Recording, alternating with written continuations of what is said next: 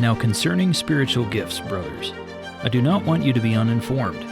You know that when you were pagans, you were led astray to mute idols, however you were led. Therefore, I want you to understand that no one speaking in the Spirit of God ever says Jesus is accursed, and no one can say Jesus is Lord except in the Holy Spirit. Now there are varieties of gifts, but the same Spirit, and there are varieties of service, but the same Lord, and there are varieties of activities, but it is the same God who empowers them all in everyone. To each is given the manifestation of the Spirit for the common good. 1 Corinthians 12, 1 through 7.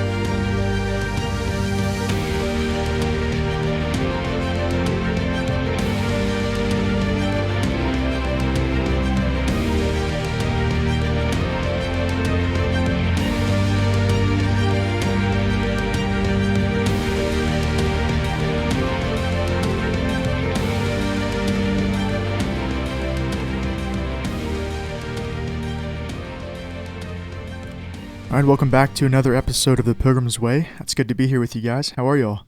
Doing good. Yep, doing well. We're down a man. Yeah, we missed Kyle, but he's on yeah. vacation, so that's good for him. Yeah. So we're gonna start off in Proverbs here this morning and just discuss. I don't know if we have a whole lot to talk about in the Proverbs. I mean, we've been through this a few times now, but just a couple of things. Actually, I do want to start in chapter 20. In verse 1, it says, "Wine is a mocker, intoxicating drink a brawler, and whoever is intoxicated by it is not wise." And I think that we've made it pretty clear throughout the Proverbs that I think we would leave this up to a matter of, at least drinking up to a matter of wisdom. And I think we even talked about this last week. Yeah. From Corinthians, where I actually anticipate having a further conversation about that in today? Corinthians this week. Okay, yes. yeah. So this is apropos. Yeah, and so I think we've made it clear that this is a matter of conscience, but just to give the other side of this, like there are several times that the scriptures give warnings against alcohol because it's super easy to fall into. Its snares. Its nature is to be intoxicating. Yeah. Yeah. So I mean, at the same time that God says that He gives us wine to make our hearts glad, He also tells us that it's intoxicating, and those who are intoxicated by it are fools. So you just have to balance those two things, if that makes sense. Yeah. I think that's the nature of wisdom here. And Phil, you have something in 24 that we're going to get to, so I don't want to put the cart before the horse. But I think wisdom has a lot to do with understanding degrees of activity, not necessarily what is absolutely right and absolutely wrong, because let's face it, not all of life in the world falls very neatly into those categories all the time. There are some instances where you have to apply wisdom in a situation to say, all right, this far but no further. Or, this time, not at all, but next time, maybe. I think wisdom is often governed by what is loving. Yep. What is loving to those around me? What is the most loving action I can do in this particular situation? What's best for the people that I'm with? And, obviously there's hard and fast lines that you do not cross because that's sin. But in other areas of wisdom, as you would say, I think the question that should govern our thinking is this loving to those that it's going to affect? Yep. Yeah, that's good. I think 24, 13 and 14, he says, "My son, eat honey, for it is good." And I concur. Honey is good. He says, "Yes, the honey from the comb is sweet to your taste. Know that wisdom is thus for your soul. If you find it, then then there will be a future, and your hope will not be cut off." I think so interesting. We talk about wisdom as this important. It's right.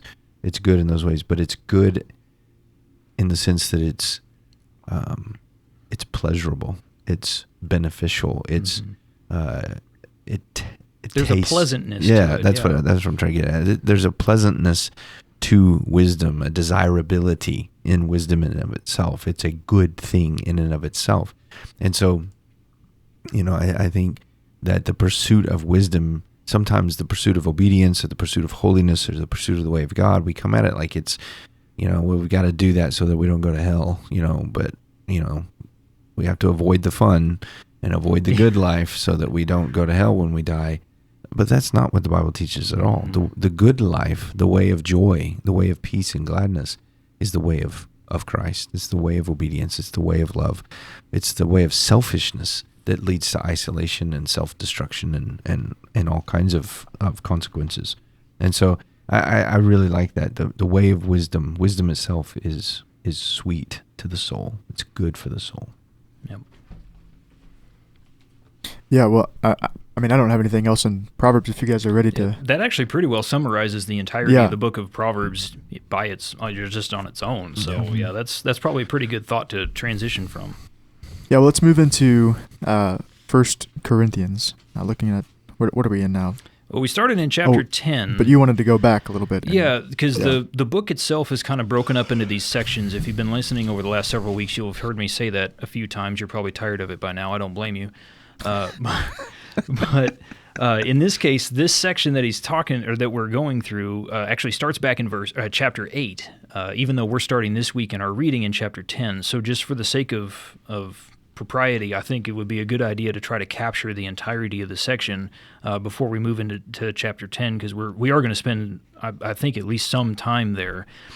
So the idea is that there are some situations that you can find yourself a part of that have a moral quality associated with them, not because of the nature of the situation, but because of the people that you're with. And the example that Paul gives is food sacrificed to idols. What happens here is that because Corinth was a pagan city, they worshipped Greek gods, they would sacrifice animals to these gods. Well, after the animal is dead, there's this perfectly good meat there, right? Like, well, why not just go ahead and eat that? Well, to a Jew, that is extremely not okay, because this was offered to a God that is not Yahweh. Mm-hmm. But to a Christian who knows, as Paul explains, that God is the creator of all things, like that animal was his, whether it was sacrificed to another god or not. So you can, in clear conscience, eat it if you want to. But the problem is that there might be some people inside the covenant community that would see that, and because their conscience is weak, they don't have a strong grasp on what is permissible and what is not. So they tend to err on the side of caution, which I think there's an argument to be made that that's a wise thing to do. Yeah. But because they would do that, they might look at you and they would say, I know where that animal came from. Mm-hmm. And this person says, I worship Jesus, but they are also worshiping Athena, or whoever the patron god of Corinth was. I don't know who it was. And that would create in their mind a conflict. Either A, it's okay to do this, which obviously it would not be, or B, there's something wrong with that person. They're not following Christ. So Paul says, like you were mentioning earlier, Phil, in this case, wisdom dictates a precept of love. Like, because you love that brother more than you love your ability to eat this meat, even though you know it's okay, it is not inherently sinful to do this, I'm going to not do it out of deference to what Paul describes as the weaker brother. Mm-hmm. And then that brings us to chapter 10 here. Yeah. I think chapter 10 is really, really interesting for multiple reasons. But for one, it gives relevance to much of the Old Testament.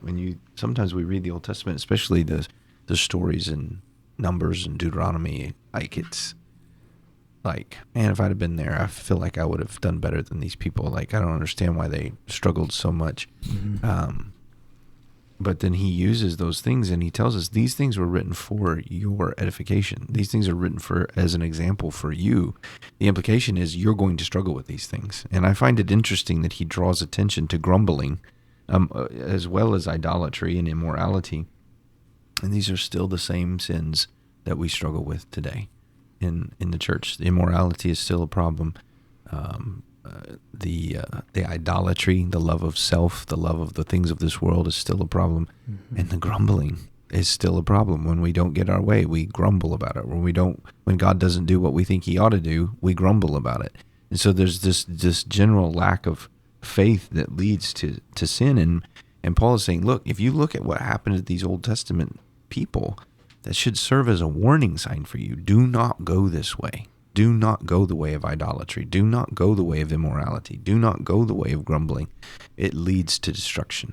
And he sums up this in verse 14. Therefore, flee from idolatry. In light of these things, run away. Don't play around with it. But then, and not to monopolize all the time here, but in verse 13, I love verse 13 because that verse is a promise from God that sin is not inevitable. Sometimes I think we are guilty of thinking that I've struggled with this temptation. And no matter what I do, I seem to come back to it like a dog returning to its vomit. I hate myself for it, but I keep coming back, and we almost kind of have this defeated, well, this is just, my thorn that I have to bear. This is just my struggle that I have to deal with. No, sin is not inevitable. Now, can sin become entrenched in your heart and difficult to remove? Absolutely it can. Can you become addicted to certain things? Yes, absolutely you can. But sin, by the promise of God, is not inevitable. God has given you a way of escape. God has given you the strength to endure. He won't let you be tempted beyond what you're able to endure. And the temptation that you're facing is not unique to you. Other people have dealt with it and have overcome, namely Jesus, but others as well. And so I think this verse to me is tremendously comforting. It's a beacon of light in the darkness. This is not inevitable. I can overcome this by the grace and the power of God. Mm-hmm. And I love that about 1 Corinthians chapter 10. Yeah, I think verse 12 is a good reminder as well. Therefore, let the one who thinks he stands watch out that he does not fall. Mm-hmm. I mean, how many times do we see people who are standing, or at least the world thinks that they're standing, when they have this quiet pet sin behind them, and they're standing in their own pride. They're not standing on Christ. They're not standing on the rock, and so they stumble and fall. Yeah. I think that's what Paul was working towards this whole time. So you might be wondering, how do we get from food sacrifice to idols to these warnings against Old Testament sinful patterns? It's because of what he says at the end of verse chapter 9. Do you not know that in a race all the runners run, but only one receives the prize? So run that you may obtain it. And then down to the bottom it says, but I discipline my body and keep it under control, lest after preaching to others I myself should be disqualified. So there's a right way to live here, right? So what he's saying is that you might be comfortable operating in these like gray areas. So there might be these people over here, they won't eat the food sacrificed to idols. Fine, follow their lead when the situation dictates. But in the privacy of your own life, you have this freedom of conscience. But you need to watch yourself so that you don't allow those gray areas to become things that you're overly comfortable with, and you find yourself sliding back into these sinful patterns. And then he describes a pattern of grumbling and idolatry. And what he's saying is that this freedom that you have, this moral freedom that you found in Christ, not that all things are okay, because clearly they're not, but there are things that God has ordained for our good, that we are okay. It's okay for us to take advantage of those things. So for example, maybe some topics that might come up between believers would be the example of alcohol that you brought up earlier. It's my understanding that the Bible has no problem with alcohol per se. It's the abuse or overuse of alcohol, the dependency on it, drunkenness that it warns against. So there's that gray area. How do you plot the map between teetotaling and the sin of drunkenness? Well, that's going to be different for everybody. Mm-hmm. And there are going to be some people that will liken it to, like, say, riding a bicycle along the edge of a cliff. Well, how close to the edge do you want to ride your bicycle? Well, probably not right on the edge, right? Wisdom would say to get as far away from the edge as possible, which, okay, yeah, that's fine. That makes all the sense in the world. Or say to take the example of music. If you are raising your kids to listen to only quote-unquote Christian music, that's totally fine. No problem with that whatsoever. I respect that entirely. But in my own personal life, there are some secular artists, there are some secular songs that I do listen to. Mm-hmm. Now, there are some that you absolutely can't, because the music itself is sinful just by its own nature, right? But again, there's going to be that gray area. Are we going to listen to this song or not? And, does this fit under this category or doesn't it? So we should defer to one another in those circumstances, but we shouldn't let ourselves get drawn into, well, I've been listening to this song and it's pretty good, but this other song, maybe it might have like some objectionable stuff in it, but I'm going to be okay. It's really fine. I won't let it affect me. And then all of a sudden you start down that road, and then you start falling into sin. And that's what Paul is warning about here. Yeah, I think there's things that are objectively good that are not Christian per se. Yeah. Yeah, like there's good art. There's good music out there that's not Christian worship music. Yeah, it's not like overtly Right. praising. Right. You know. So You're talking about like 80s classic rock, right? no, probably not. But I think you have to you have to evaluate and understand that everything shapes your heart.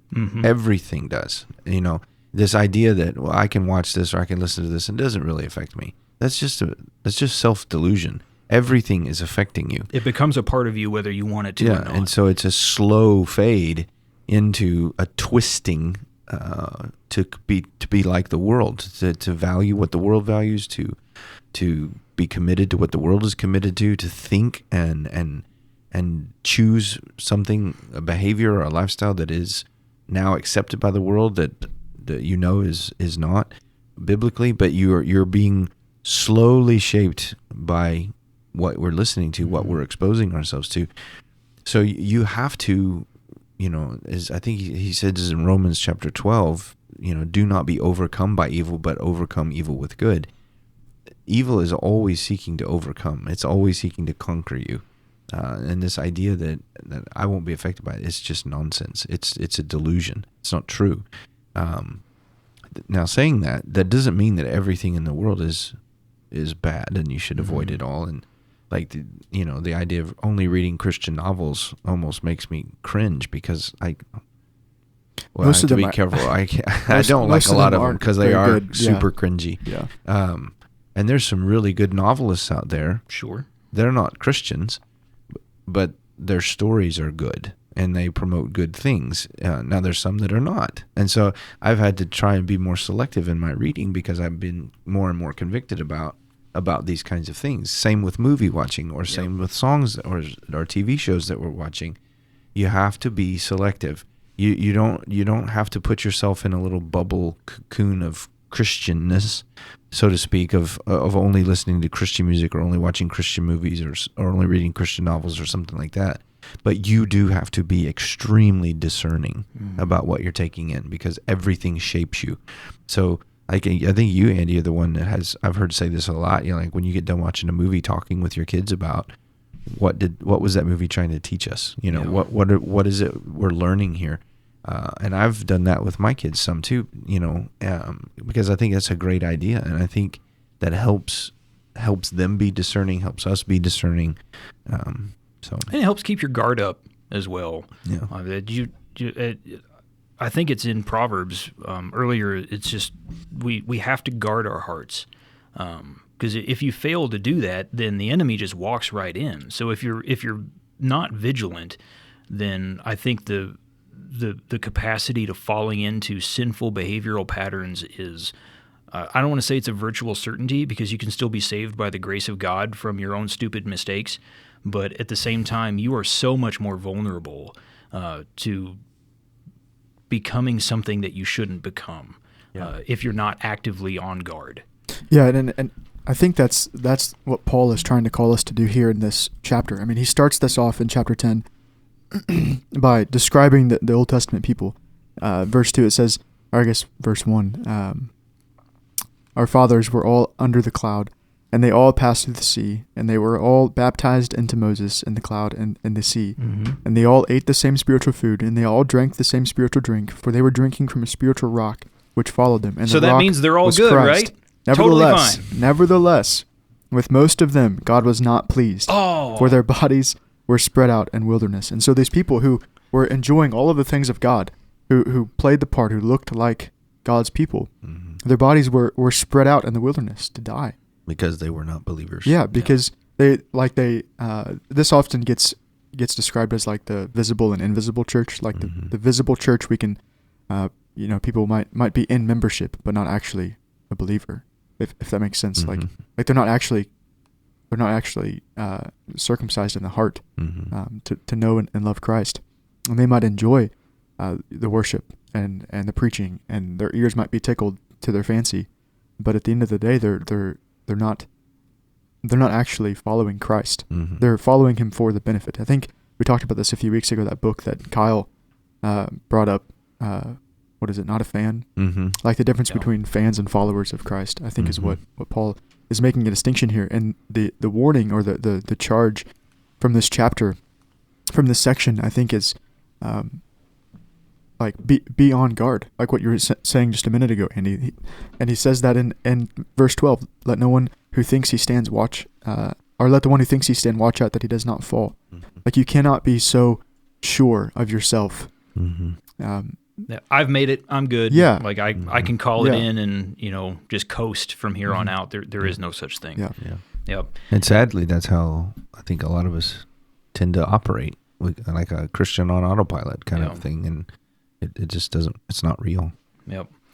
And the that last part of chapter 10, which is again his call to a return to gospel living, which is the ongoing theme of the first letter to the Corinthians that we've got here, is we should do everything to God's glory. All of your behavior, all of your thoughts, all of your decisions, all of your interactions with other people ought to be oriented towards God's glory all the time. Mm-hmm. That is gospel living.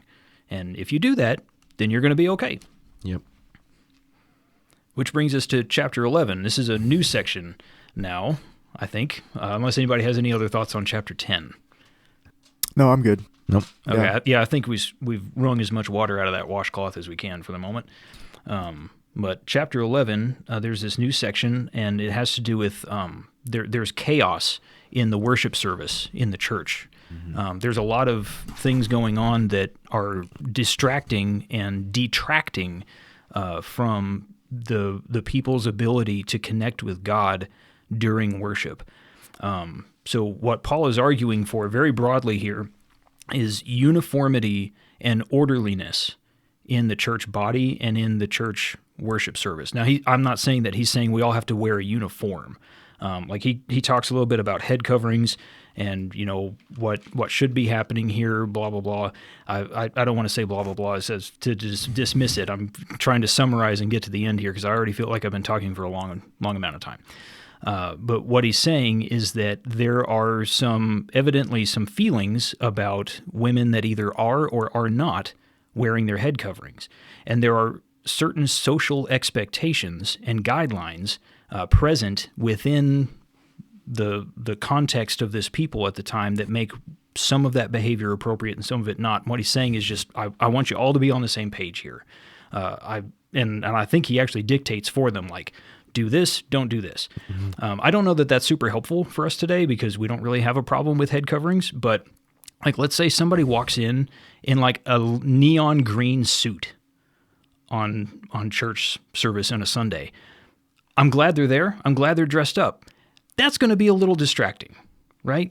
Now, if we have a church where that's what we do, like everybody wears like super bright clothing all the time, and that's just part of our method of worship, all right, fine. You're one of us. You're one of us. But if you're doing that and it becomes a distraction, maybe don't do that. Yeah. Yeah. I started into this thinking I don't really want to talk about head coverings because Chapter 11 is very confusing. Not Isn't sure it? exactly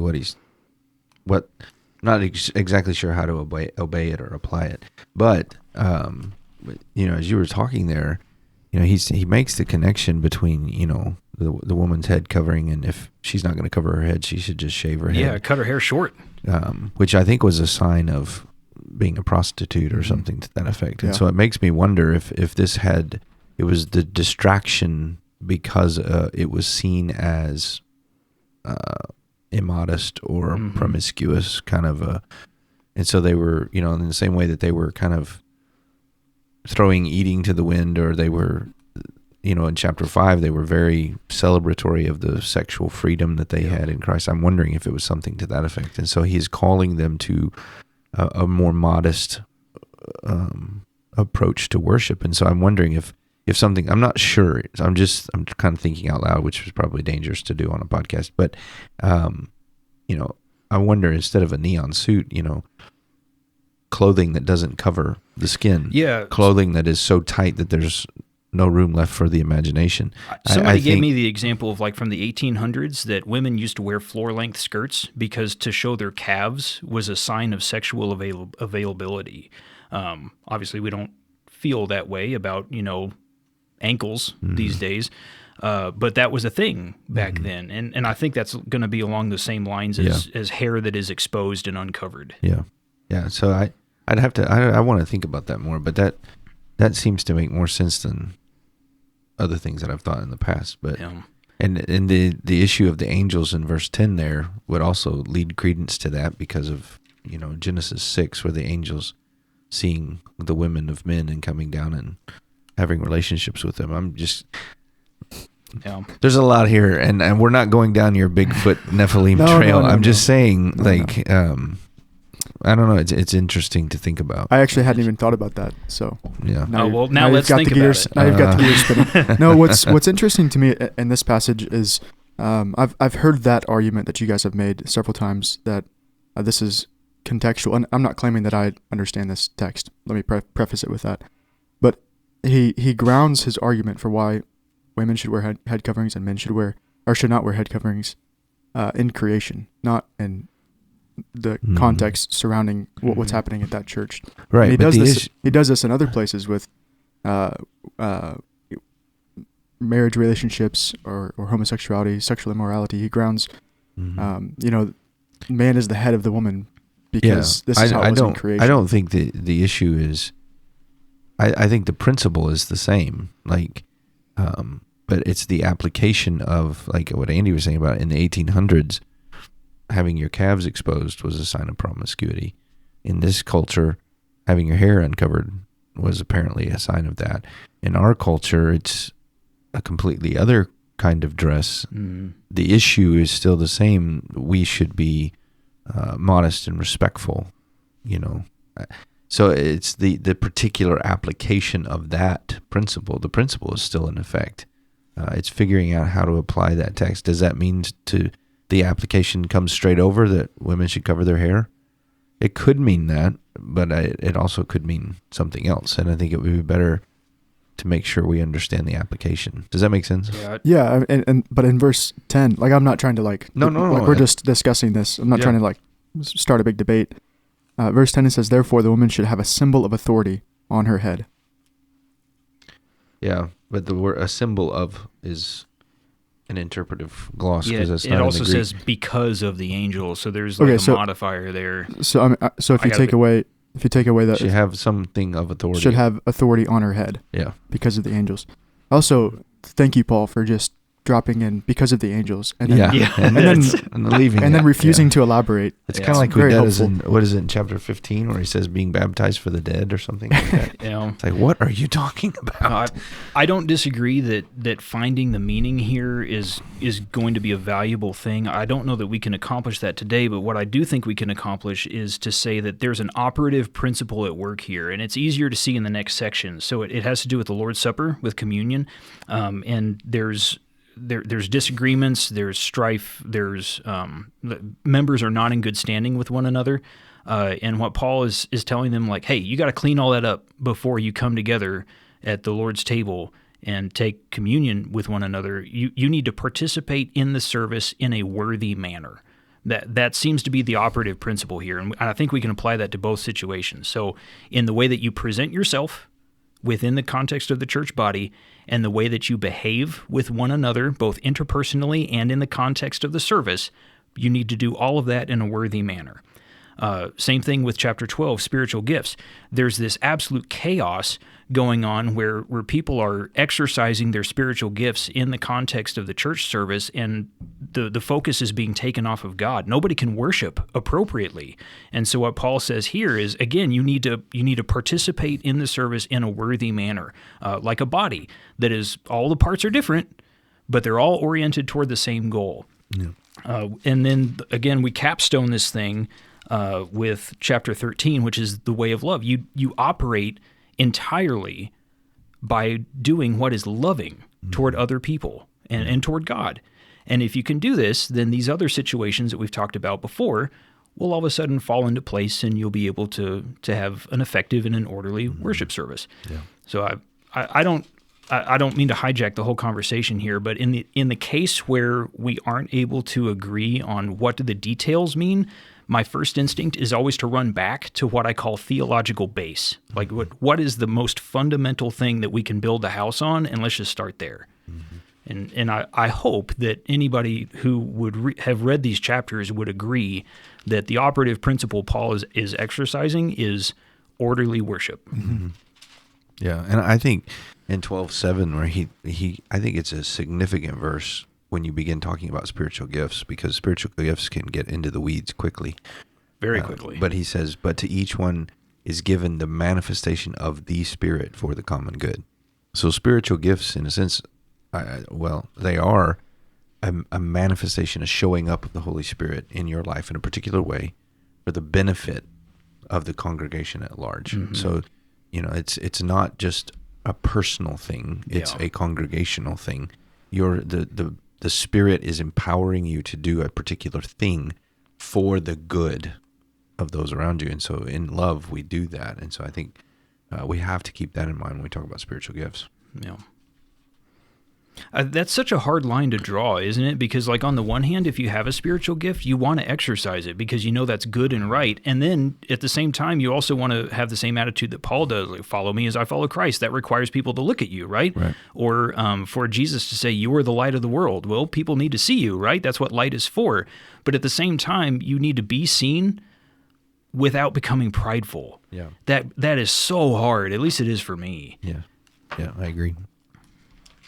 Yeah, and there's a lot we could talk about on spiritual gifts. I wish we wouldn't have spent so much time on head coverings now. But those are the really important issues. Yeah. Wear a hat. We did have 14. As we continue, are we going to... Yeah, we had 14 on our reading. I think... I'm sorry. So for some reason, I kept thinking that 13 was the end. Yes, 14 is the capstone. That's right. So 13, we pay attention to chapter 13 because that's what gets read at weddings all the time, I think. And there's everything good and right with that. But I think we should just point out that it's within the context of this that chapter really comes to life.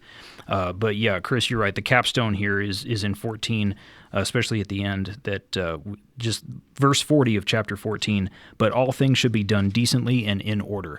Our worship services should make sense, and your participation in it should make sense as well, not for your sake, but for the sake of other people, so that way we can focus on the gospel. Yeah. He says, let all things be done for edification as well in verse 26. Yep. What is edification, by the way? That's I know what it is, but just for the sake of people that don't grow up with that sort of thing. Yeah, it's just your growth, your benefit, your being strengthened, you're being equipped, the building up of one maturing. Another. Yeah. Mm-hmm. Yeah. Well, if you have any questions on some of these confusing texts in 1 Corinthians, you can go ask somebody else. Go ask somebody. No, you can email us again at media@hopeformacon.com. But I think we're ready to move into a really long chapter. Yes. Super progress. Long. Buckle up for another 30 minutes, listeners. I was surprised at how short this chapter was. That did surprise me too. I turned the page. Not even a full page. Yeah. So it didn't seem like it was finished. Yeah. Like, does that make sense? Like, well, I finished the chapter and I turned the page expecting more. Yeah. Because I didn't feel like it was. I have a suspicion that this was actually an editorial decision on the basis of the person that put the book together. Because I don't think Pilgrim's Progress was originally written with chapters, was it? I don't remember. I don't know. I don't think it was. I think whoever put this book together just decided, like, all right, this is enough of a complete unit that it deserves its own chapter, but it is awkwardly short. I'm just going to leave it in there. But anyway, so Christian has, by the way, I don't like this illustration that they keep putting over the chapters. I don't either, because he doesn't have the burden on his back. Yeah, that's really frustrating to me. I think I looked last week, and it's on every chapter. I'm going to write a very angry letter to the editor. We need all the listeners to send angry letters. No, let's not do that. Change the illustration. But anyway, so Christian has made it to the place of deliverance. He's made it to the cross. His burden has been relieved from him. It's rolled into the sepulcher. And fallen away. His sin is gone. He's given new clothes, and he has moved along his merry way, and now he's encountered some very interesting people. I think it's important to remember that this is an allegory. Yep. So each person's name represents the quality that Bunyan is trying to illustrate. And I think, in the Christian life, you find people that are simple in the sense like, I don't see any problems. I don't see any danger. There's nothing to worry about. Or the slothful, lazy person is like, I'm so tired. I don't have the energy to discipline myself or to pursue Christ or to pursue love or any of these kinds of things. I'm just going to I wonder if that's kind of like I'll get to it eventually.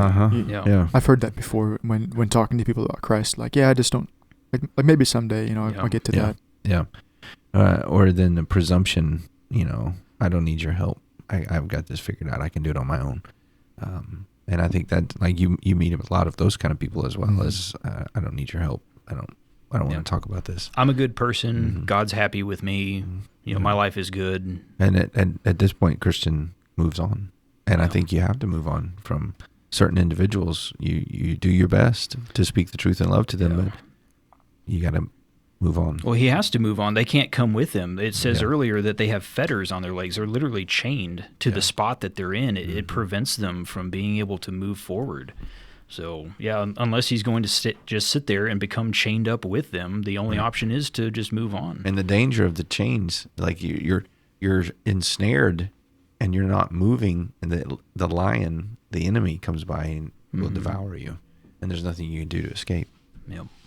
Yeah, what I think is interesting is that when was this book written? Like 1600s? 1600s, yeah. And like these characters of these people are still easily applied today. Oh yeah. Like people have not changed in the last 400 years. Well, there's nothing new under the sun. Yeah. I think there's somebody that wrote that once, right? Yeah. Yeah. I think that was Solomon. Oh, was it? Yes. Yeah. Yeah. I'm yanking your chains now. Yes, it's Ecclesiastes. Well, I don't have anything else unless you guys do. Andy, you look thoughtful. Oh, yeah. Stay tuned for my dissertation on head coverings. Okay. I'm going to go to lunch. I'm on the edge of my seat. No, we do hope that you enjoyed this episode and found it helpful. Again, if you have questions, feel free to email us at media@hopeformacon.com, and we'll try to answer those as best as we can. And until next week, enjoy the journey.